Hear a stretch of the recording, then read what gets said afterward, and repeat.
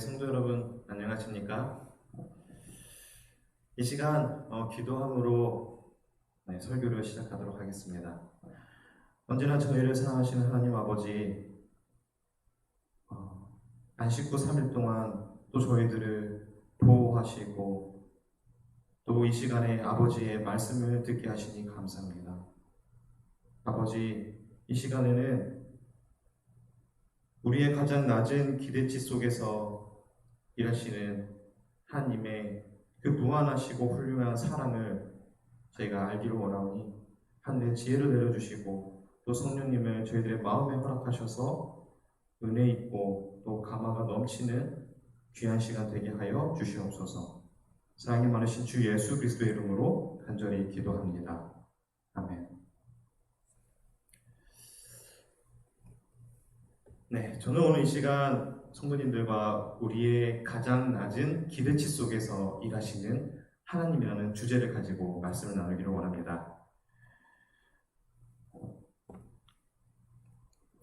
우리는 지나간 버스는 되돌아오지 않는다. 그리고 지나간 시간은 되돌아오지 않는다. 라는 말들을 주위에서 자주 듣고 또 우리도 자주 사용합니다. 주로 기회가 찾아왔을 때 그 기회를 놓치지 않도록 열심히 해라 라는 어떤 조언이나 권면으로 그리고 충고로 우리가 받아들이거나 또 그렇게 주는 그런 말들입니다. 왜 주위 사람들은 이런 말들로 우리에게 권면하고 충고할까요? 왜냐하면 세상은 무엇이든 한정되어 있기 때문입니다. 음식, 물건, 땅, 그리고 직장, 시간, 사람,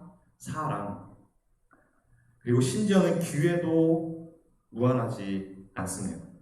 그래서 우리는 한번 지나간 기회는 되돌아오지 않는다라는 말로 현재 주어진 이 시간에 충실히 할 것을 우리는 주문합니다.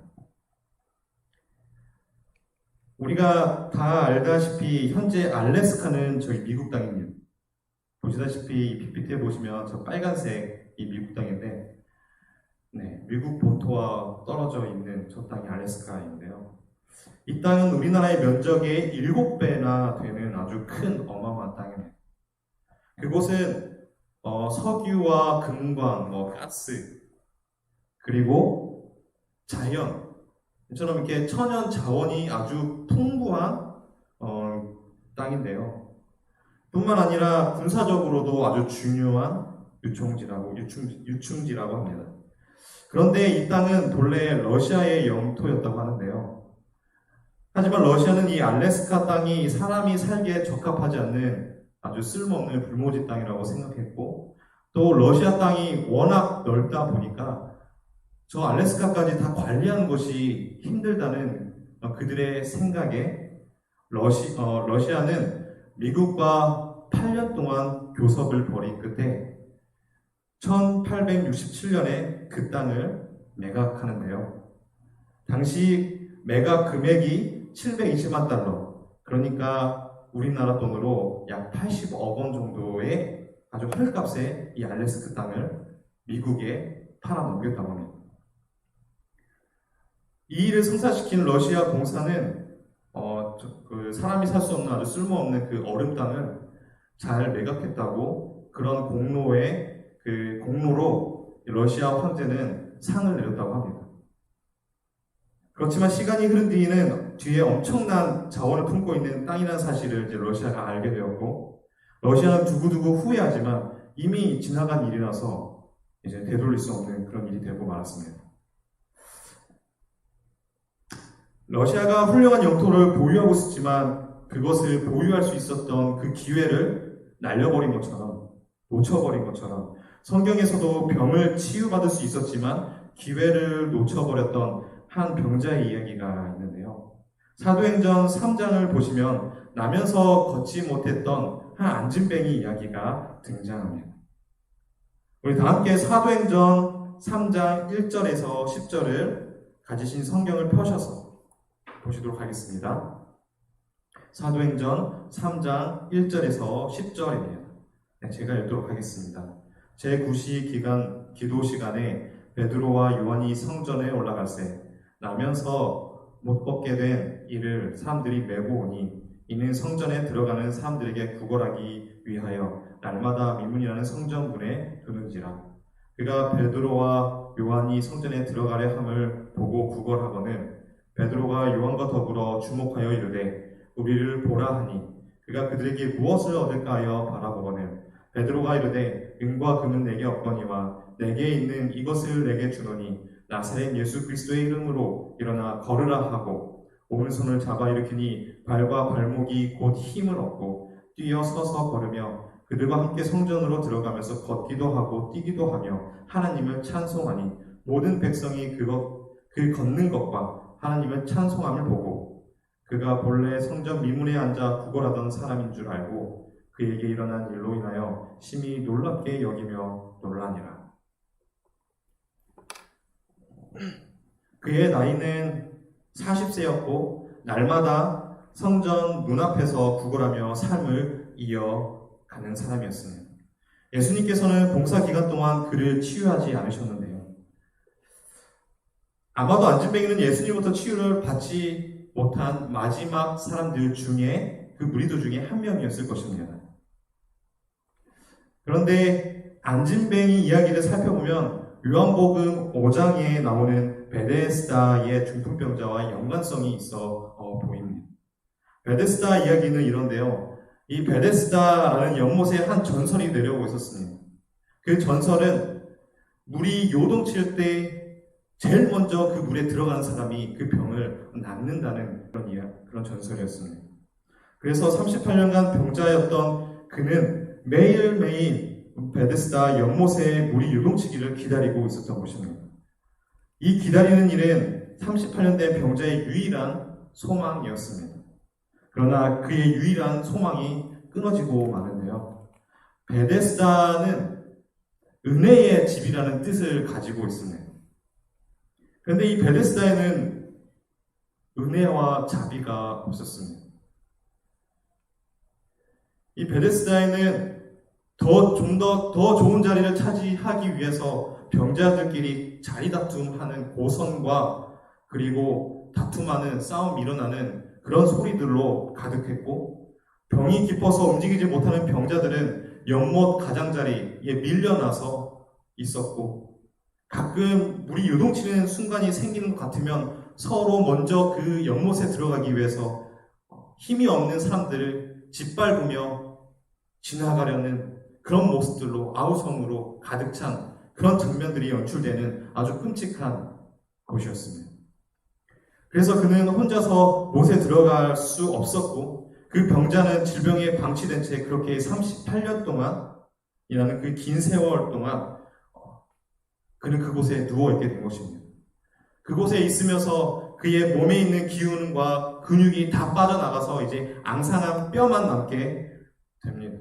죽음의 그림자는 점차 다가오고 기적같은 삶을 기다렸지만 그 기다렸던 시간은 이제 허무하게만 느껴집니다. 이제 남은 희망마저 보이지 않아 절망과 낙담이라는 공포에 휩싸여 있었을 때, 죽음이 그를 엄습하고 있었을 때, 그때 예수님께서 그에게 나타나셨고 그의 질병을 깨끗하게 낫게 해주십니다. 그런데요, 이 베데스다라는 연못은 어떤 병이든 치료가 가능하다는 그런 전설이, 그런 이 소문이 이스라엘 전역에 퍼져 있었습니다. 그래서 이스라엘 전역에 가서 치료받고 싶었던 그런 사람들이 그 베데스다 연못에 몰려 있었고, 또 예루살렘에 살고 있었던 모든 병자들도 그 베데스다 연못에 찾아가서 물이 요동치기만을 기다리고 있었던 것입니다. 어쩌면 그 병자들 사이에서도 이 사도행전에 나오는 안진뱅이도 함께 있었다고 우리는 생각해 볼 수 있는 것입니다. 그리고 어쩌면 사도행전에 나오는 그 안진뱅이는 예수님께서 치료하신 중풍병자, 이 38년 동안 중풍병을 앓았던 그 병자와 아는 사이, 아니면 지나가면서 인사하는 사이 정도, 더 나아가서 친구 사이일 수도 있다고 우리는 생각할 수가 있는 것입니다. 왜냐하면 둘 다 예루살렘에서 살았고 또 예수님께서 봉사하던 그 기간에 그 두 사람은 존재하고 있었습니다. 그리고 사도행전 4장 22절에 보면은 나면서 안진뱅이였던 사람의 나이가 40세였다고 말합니다. 그러니까 중풍병자가 치유함을 받을 때가 38세 되었었고 그리고 안진뱅이가 40세였었기 때문에 서로 같은 비슷한 나이였고 또 같이 살았던 그 시기가 겹치는 것입니다. 그런데 예수님께서는 수많은 병자들과 그 틈에 앉은 그 안진뱅이를 지나치시고 38년이 되어 죽어가는 병자에게만 가셔서 치료해 주십니다. 그리고서 조용히 사라지십니다.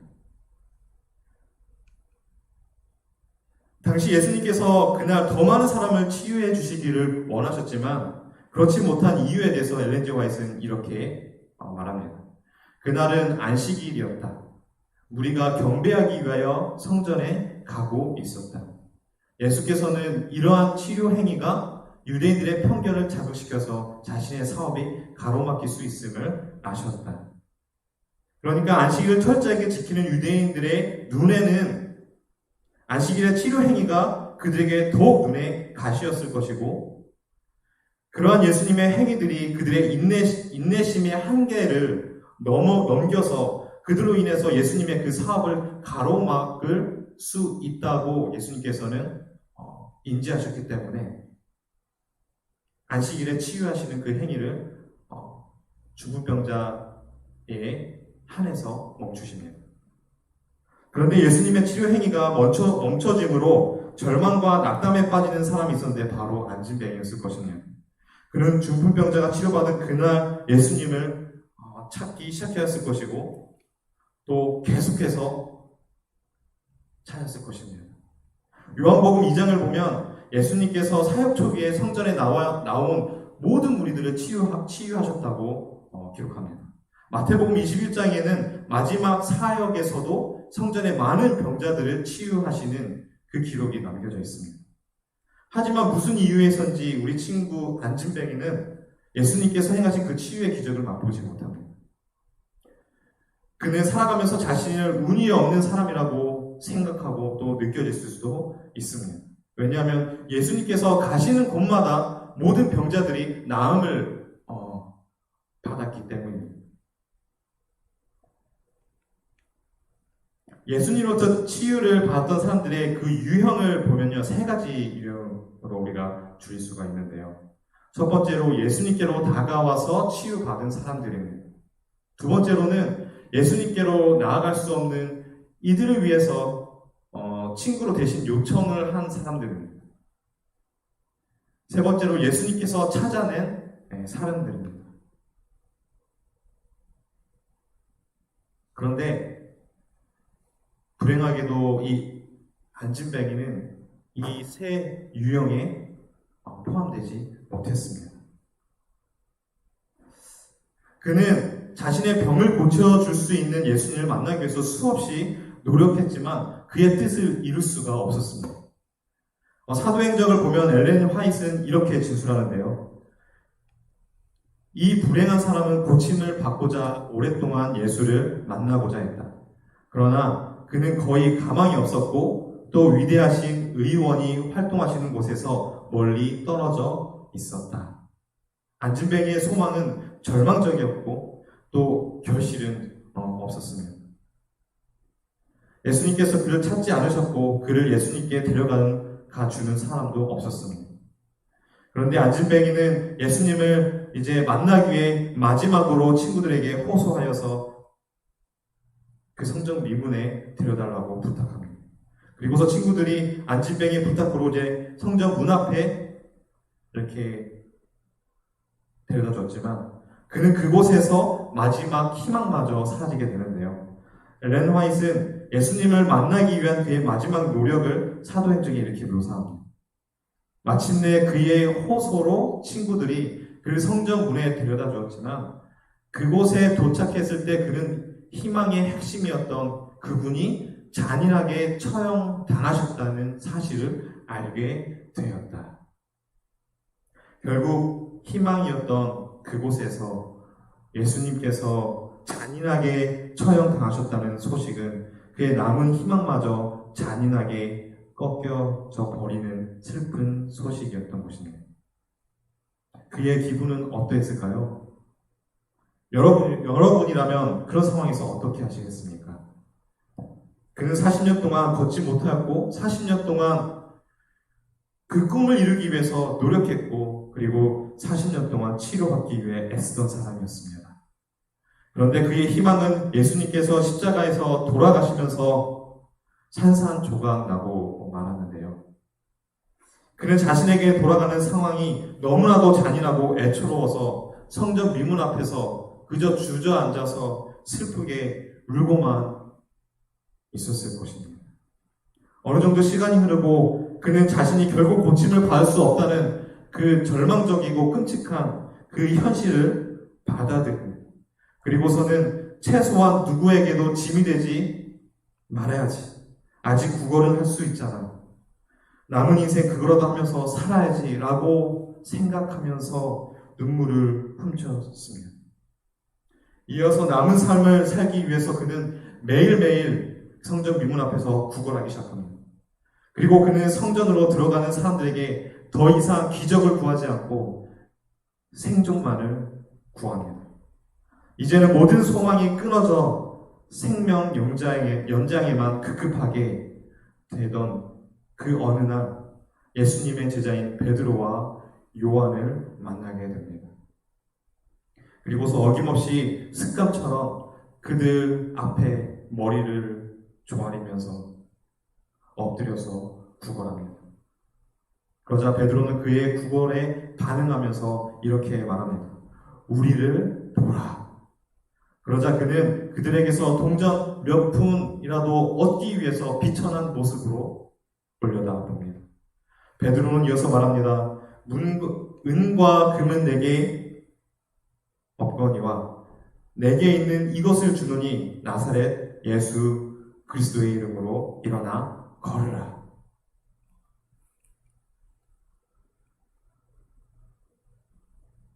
그러자 그의 근육이 빠져나갔던 앙상한 다리에 다시 근육이 생기고 발과 발목이 힘을 얻어 일어설 수 있게 되었습니다.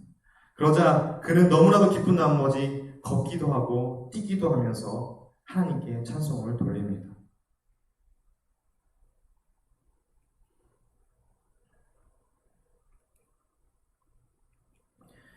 오늘 우리는 사도행전에 나오는 안진뱅이와 요한복음에 나오는 중풍병자 이야기를 나눴습니다. 비록 성경에는 두 사람의 직접적인 연관성을 말하고 있지는 않지만 우리의 상상력을 발휘하면 두 사람의 연관성을 찾을 수 있는 것입니다. 이 두 사람의 연관성을 질병을 고쳐준 사람은 다르지만 그들의 인생에서 제일 낮은 기대치에 놓여 있었을 때 둘 다 예수님의 같은 능력을 경험하게 되었다는 것입니다. 베데스다에는 수많은 병자들이 있었지만 예수님께서는 그 베데스다에서 수많은 병자들과 안진뱅이를 지나치시고 중풍병자를 택하시고 찾아가 치유하셨습니다. 그 이유는 그가 삶을 포기하기 직전에 이루었기 때문이었습니다. 엘렌 G. 화이트는 이 시대 소망이 중풍병자가 치료받은 것은 그가 가장 절망적인 상황에 놓여 있었기 때문이라고 기록합니다. 그 한 가지 목적을 위한 그의 집요한 노력과 근심과 계속적인 실망은 그의 남은 기력을 신속히 빼앗아 가고 있었다. 분명히 베데스다에 있었던 중풍병자는 죽어가고 있었습니다. 베데스다에 많은 병자들이 있었지만 그 중에서 이 중풍병자는 가장 절망적인 상황에 놓여 있었기 때문에 예수님께서 찾아가 주시고 그 중풍병자를 치유해 주신 것입니다.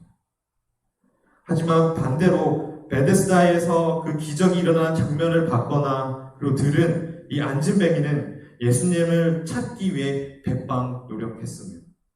하지만 그는 끝내 예수님을 만나지 못했고 그에게 있어서 유일한 희망이신 그 예수 그리스도께서는 더 이상 세상에 계시지 않는 그 소식에 삶의 소망마저 끊어져 더 이상 기대할 수 없게 된 것입니다.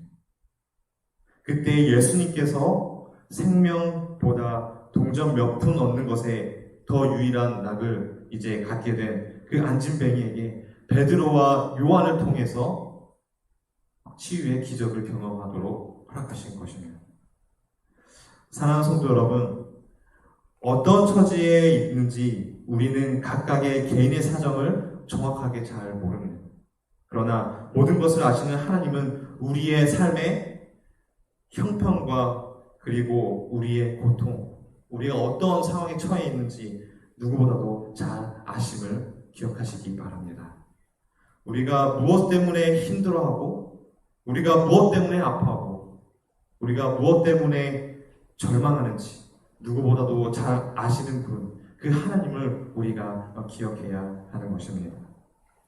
제가 그 전에 교회를 다니면서 왔다 갔다 하면서 차 안에서 자주 들었던 노래가 하나 있는데요. 그 노래의 제목은 바로 하나님은 너를 만드신 분입니다. 네, 복음성가인데요. 가사는 이러합니다. 하나님은 너를 만드신 분, 너를 가장 많이 알고 계시며 하나님은 너를 만드신 분, 너를 가장 깊이 이해하신단다. 하나님은 너를 지키시는 분, 너를 절대 포기하지 않으며 하나님은 너를 지키시는 분, 너를 쉬지 않고 지켜보신다. 그의 생각 셀 수 없고 그의 자비 무궁하며 그의 성실 날마다 새롭고 그의 사랑 끝이 없단다. 가사를 잘 음미하며 읽어보시면 하나님은 우리를 만드셨기 때문에 우리를 가장 많이 알고 계시고 가장 깊이 이해하신다고 소개합니다. 이어서 우리를 만드신 하나님은 우리를 절대 포기하지 않으시고요. 우리를 지키기 위해서 절대 쉬지 않고 지켜보신다고 이 노래는 소개합니다. 현재 여러분의 삶은 어떠하신가요? 미래가 불투명하여 마음에 근심이 가득하신 분 계신가요? 아니면 너무나도 어려운 상황 때문에 낙담과 절망적인 상황에 계십니까? 하나님은 이런 분이십니다. 우리를 위한 그분의 생각은 셀 수 없고 그분의 자비는 무궁하고 그분의 성실은 날마다 새롭고 그분의 사랑은 끝이 없으신 그런 분이십니다. 이런 하나님을 우리가 신뢰하고 믿으시기를 간절히 원합니다. 영국의 수많은 사람을 하나님께로 인도한 헨리 무어 하우스라는 목사가 있었습니다. 어느 날 그는 감당하기 어려운 그 일로 인해서 큰 시련을 당합니다. 그래서 낙심하여 풀에 죽은 채 집에 들어가게 됐는데요. 그에게 다리를 다친 딸이 있었는데 휠체어로 아빠를 맞이하는 것입니다. 그런데 딸 아이가 헨리 무어하우스가 들고 있는 꾸러미를 손에 들고 있는 그 꾸러미를 보고서 그것이 무엇이냐고 물어봅니다.